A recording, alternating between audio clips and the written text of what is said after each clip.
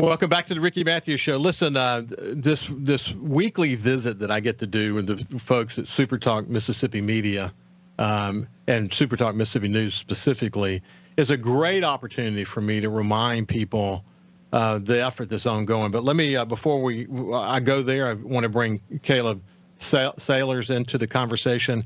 He's a multimedia journalist for that team. He's been on the show before. I've been on in a while, so I look forward to catching up. How you doing, Caleb? I'm great, Ricky. How about yourself? I'm doing great. But it's a great opportunity for me to remind people that if you want news about Mississippi, news from across the state of Mississippi, to know what's happening in the legislature, to see some of the best sports coverage in the state, download the free app, SuperTalk Mississippi app, or go to supertalk.fm and see it. So if you listen to any of our channels, whether it's the SuperTalk channels or the music channels that are across the state, or any of the other radio stations, some 23, 24 of them that are part of the SuperTalk Mississippi News Network, they are getting the news from this team. And you can, they do a great job with the written word, and you can go there and find out what's happening across the state. One of the reasons it works so well is the team is focused on capturing the news that's important from across the state, but also they get tips from radio stations and partners from across the state, and it really helps them stay on top of things. But I would really, really encourage you. It's free. You're not like the Sun Herald. You won't have to pay. You can go to supertalk.fm and see the latest. And again, download the app. Sign up for the newsletter. You'll be glad you did. It's a great newsletter. You'll get hot takes from time to time, but at the end of the week, there's a great newsletter that lets you know what you missed during the week. And I highly, highly recommend it, especially coming from after a long news career. But Caleb, you guys are doing a great job, man. I can't continue to be amazed at what you're able to stay on top of. And what's important is capturing the important news of the day. That's something you're really focused on, isn't it? Absolutely, Ricky. I try to think about, I've always been a news guy. I've always been fascinated with what's going on in the news, and not just invested in national news, but local news, what's happening in my state, because I realize I know you've talked to State Senator Bryce Wiggins, and he's talked about how important civics is. People don't understand civics anymore, especially in school. Well, I was kind of a nerd in school, and so I really wanted to focus on what's happening around me, what's going on. And I realized I'm not the only one with this interest. There's a lot of people. I mean, Ricky, you wouldn't believe how many times I get texts in a day from family members, friends, people that I've come to know over the years that say, Caleb, what's going on here? What's going on there? What's going on in this story? And it's covering all parts of the state because they know that I'm not just on top of it, but I'm researching, seeing what's happening. And no, it's great to stay informed and keep people up to date with what's going on in Mississippi. And it's cool to see people having a vested interest in our state. Hey, what I like about it, too, is you guys don't write over people's heads. You can get arrogant in the news business. You can assume that everyone reading understands all the intricacies. And sometimes you have to remind yourself to step back and say, wait a minute, let's not assume that everybody knows what this means or that means. Hey, in fact, I have a long history of being a publisher and leading editorial boards and so on. And I never took for granted the reality that some people, while they may enjoy discussing a policy or they may want to know the news as it relates to something they're interested in, it doesn't mean that they necessarily understand all the intricacies. And so for example, I'll give you a quick example. When I have Lieutenant Governor Delbert Hovenson on. He'll be on my show next week. We'll be spending a full show together. I always start the show with, let's not assume people know what the Lieutenant Governor does. Yeah. What's the role that he has leading the Senate? Why is that so important? Tell me about your key lieutenants and what are their roles and how do you bring it all together, especially in a 90-day session like we're in now where it's flying fast and furiously.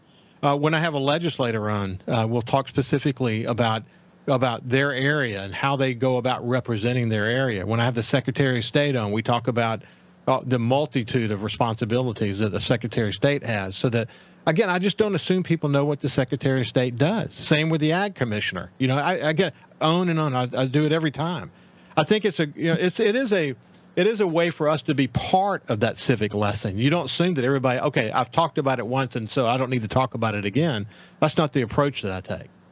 And I get that all the time, Ricky. I try to make anything that I write, anything you see on supertalk.fm with my byline on it. And I know JT and Ben and Kelly, the rest do this as well. We try to make an emphasis on be sure that everybody can understand our work. Be sure we can meet everybody at their level. And then that's not me saying anybody is more or less sophisticated than others, but there are things that I'm figuring out on the job too, Ricky, and I don't want someone to have an attorney with them every time they read one of our articles to understand it. And so I try to put everything in layman's terms, try to have everything to where easily accessible, easily understandable. And then I make sure to have a contact at the bottom too. If anyone needs to reach out to me for clarification, I'm always willing to clarify. Hey, listen, I enjoyed this is more for, this is an example because there are people who are listening to this show too that enjoy the outdoors. I enjoyed reading your good coverage of the turkey stamp legislation, something that I've been really harping on my outdoor show. It was a bill that came up last year. It was really interesting. Sadly, you had the identical bill that got passed in the Senate and the House, and in conference, because of silly politics or whatever you want to call it, it died. It died, and it should have passed. And what it cost the state somewhere between $1 and $1.5 million that would have gone to conservation, and then there are potentially federal matching funds that could come down as well. But the wild turkey hunting story in Mississippi is a great success story, where a few generations ago, some people that really understood the opportunity we had with wild turkey went on this mission to populate wild turkeys across the state. And it's been a great success story. We got people from across the state that continue to enjoy turkey hunting, and a lot of people coming in from outside the state. So it's literally under a lot of stress. It needs something like this. Now that we've got a turkey stamp, only $10 for turkey hunters, and $100 for those outside the state. What surprised me, and listen, I give Bill Kincaid and Ben Suber, Ben Kincaid, the chairman of the Wildlife Committee, and Ben Suber, the new chairman of the Senate Wildlife Committee, a lot of credit. They didn't let that silly whatever that was last year get in the way. And Ben Suber did a great job of staying in touch with me, said he's been working on it for 2 years, and we'll get it done, and he's not going to let that other stuff get in the way. And he did. You know what surprised me? What surprised me, and I'm going to circle back with him, but, Barrett and Barry and Blackwell, DeBar, England, Frazier, Hobson, Jordan, McClellan, McMahon, Parker, Seymour, Simmons, Tate, Thomas, Whaley, Williams, Younger, 18 voted against it. Yeah. I was really, and it's because it's got money attached to it. I think, what is it? Yeah, I had to get at least 28 votes. Mm-hmm. It almost didn't get the votes. Yeah, it got across the finish line narrowly, but it got across the finish line. And here's the thing, Ricky, hunters want it. I know, they do. A lot of my good buddies are turkey hunters, and they want it. They think it's a great thing. I've got one of them who said, I'd pay for 10 of them if I had to. I don't mind paying $10 for a turkey stamp to do it. It's the right thing for Mississippi, and conservation is so vital in our state. That's why we have the conservation fund. That's why we have the stewardship fund. That's why we have all these efforts. And why not do this for turkeys to keep our turkey habitats alive? Other states have seen a declining turkey population, whereas in Mississippi, we've stayed on par, but that could change on a whim's notice. And if we're not taking the right measures, well, it could really change. What's interesting about this list is that several of these senators are leaders in the Senate, and they love the outdoors. They love to hunt. I mean, Jeremy England's among them.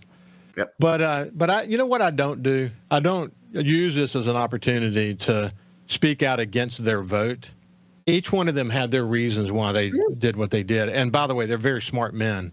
Oh yeah. And they're not casting a vote like that haphazardly. There could be some political reason for it.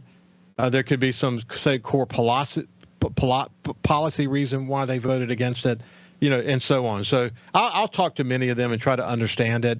The coalition of legislators who need to be in favor of the outdoors in Mississippi is really, really important. So I don't want to alienate any of them. I want to understand it and see what we can do better to bring them on board with our efforts to conserve this incredible resource. And Ricky, I mean, some of these lawmakers too, they represent different regions of the state, and maybe their constituents just didn't want it. Now, we need to see why their constituents didn't want it. But again, some of our elected officials do the right thing, and it may not be what they specifically believe, but they know they were elected to represent their constituents, and by dang it, that's what they're going to do. Yeah, no, I agree with you. So I'm grown up when it comes to understanding how the politics work. And Yeah. one of the things I came to appreciate about it is, and this is something that being in the trenches for an awful long time, looking at it, it is like the layers of an onion. You may, on the surface, you may think yeah, that's an onion, for sure. You start peeling back those layers, and you realize that it's way, way more complicated. Oh, yeah. What you see on the surface or what you see below, maybe even a layer or two down, you say, okay, now I get it. No, you may not. It may be a host of other reasons that you don't even know yet. I mean, the legislature is a very complex place. It takes enormous leadership to get legislation through. It just does. That's just the way it works. Hey, when we come back, we'll hit some of these other hot stories with Caleb from the SuperTalk Mississippi News team. We'll see you after this break. Welcome back to the Ricky Matthews Show from the Citizens Bank Studio. We're visiting with my friend Caleb Salers, who is a multimedia journalist for the SuperTalk Mississippi News team. Caleb, we're going to run through some stories here, but before we do that, I just want to commend you on. I follow your X account, and we've got Sports Talk Mississippi is incredibly popular. I mean, the Sports Talk guys do a great job. And of course, the podcast has, millions of downloads in the whole 9 yards. Very significant success. People go to them to find out what's happening with especially our big three. But the SuperTalk team is also in the midst of it. And you do a great job of during games, kind of letting people know what it is you're seeing. I love the way that you put a little personality in it.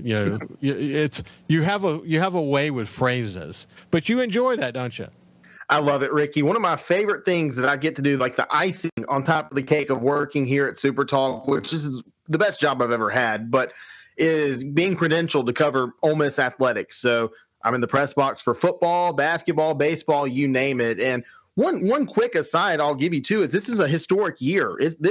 I don't know if there's been a better time to be a sports fan in Mississippi. Ricky, for the first time ever, Ole Miss and Mississippi State's men's and women's basketball teams are going to be in the NCAA tournament this year. Think about that.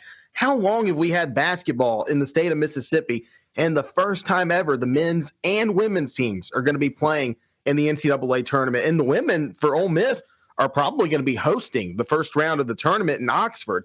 Think of the economic development, the growth, everything that comes from that, all the support. I get to be a part of it. I love being in the middle of the sports world and getting to update people about something I've been passionate about my entire life. I don't know if I feel like I'm working half the time I'm covering sports. I'm just enjoying it. It's like I'm a kid in the playground. Hey, I can sense it. I can sense it in your X posts. I can sense that you're really enjoying it. So but again, you have a way of words. If you see something you don't like, you have a way of saying it. And if you see something you like, you have a way of saying it. But you can really see that. One of the things I like about the app is you can pull up a story, and then what you can see at the bottom, the little circles down at the bottom. That lets you know how many stories are yet to come if you continue to swipe. Okay, so I'm just going to swipe. So we talked about the turkey story. Mississippi Ag Commissioner Andy Gibson to release a music album. That was written by our team member Ben Milam, but that's going to be fun. He's got a good voice. So, Ricky, I talked to the agriculture commissioner a couple of years ago on the phone, and we were talking about the drought that plagued, Mississippi, but it was around Christmas time. And so I took a second. I said, Commissioner, what's your favorite Christmas song, your favorite hymn this time of year? And he said, well, okay, a little bit Silent Night. And, that beautiful voice he has. And he said, I'll sing it to you right now if you want me to. And he did. He said he'd sing it to anybody at any time. And it's cool to see that he's releasing an album because he does. He sings. He sang Country Boy Can Survive at Hobnob a couple of years ago, and he put his own little Mississippi twist on it. Yeah, that's really cool. I swiped again. Former Mississippi cop arrested for impersonating a police officer in Louisiana. The news director, J.T. Mitchell, wrote that. But, you can comment or you don't have to. We'll just keep moving. Interesting story. Corinth teacher accused of generating AI pornography involving students. Caleb, you wrote that story. Yeah, that's terrifying, Ricky. And the children had I will say one silver lining is no children were physically harmed in this matter. But this is a man that has a child, that has a family, and I just don't understand how a human being does that, and how one would take pictures of children in their class thinking, oh, this is cute for social media. We're broadcasting the great work we're doing in Corinth. And then next thing you know, it's being used for illicit purposes like that. And we've got a problem in our schools, Ricky, with a lot of people who shouldn't be. I mean, just recently, someone in DeSoto County who was a band director was arrested for illicit interactions with young people. We've got to really vet who's educating our children, and we're trying to do all these different education reforms and better our schools in Mississippi, but we've got to look within and look at I'm with you, man. In the classroom. Scary stuff. AI. I've done multiple shows on AI. AI is an incredible tool. I use it a lot. Oh man, it's also can be so detrimental. It's the Wild West right now on advanced artificial intelligence. There's no doubt about it, and it's some scary stuff. Hey, you guys do a great job. You wouldn't think of SuperTalk as weather, but you think about Kyle does weather. The other team members do weather across the state of Mississippi. But on top of that, when there's projected weather coming, like we'll get, this is Friday, get later today, tomorrow. You guys cover that as well. Absolutely. And I'm thankful that we have a partnership or a good working relationship with the National Weather Service here in Jackson and throughout the state, and then MEMA as well. Very thankful to Stephen McCraney and Mallory White and those who have, made sure that they keep us up to date on everything happening natural disaster wise, so we can keep people up to date. And especially on the radio side of things, Ricky, with our newscast. I mean, how many people, when they lose power, still have their battery powered radios, and they're able to listen to us and be updated. This is a matter of life or death. So I kind of went forward a little bit. We're out of time, but here's the headline: Long Beach leaders break ground on $4 million gateway project. You literally wrote that story as well. But again, what I want you to notice is there's stories from across the state. So go to supertalk.fm or to the SuperTalk Mississippi app, and you'll be glad you did. Caleb, it's been a pleasure to spend some time with you, my friend. Thank you, Ricky. I always enjoy being on. Keep up the great work. Listen, have a great weekend, and we will see you on Monday.